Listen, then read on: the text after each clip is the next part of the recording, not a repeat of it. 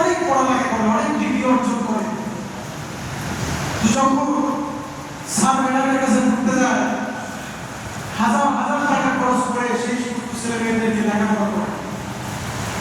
আর যখনই বক্তব্যের হুজুরের কাছে ছেলেকে পাঠায়, মাস্টারে যখন বেতন দেওয়ার সময় হয়, তখন হুজুরকে কয়েকশো টাকা দিতেই তাদের কি হয়ে যায়, ব্যাংক ঢিলা হয়ে যায়, টাকা দিতে চায় না। হুজুর এত টাকা দিয়ে কি করবে? এখানেই বোঝা যায় যে একটা কতটুকু মূল্যায়ন করছে, ঠিক আছে? এজন্য সব কিছুর ঊর্ধ্বে সবচাইতে বেশি যেটাকে মূল্যায়ন করতে হবে সেটা হচ্ছে আল্লাহ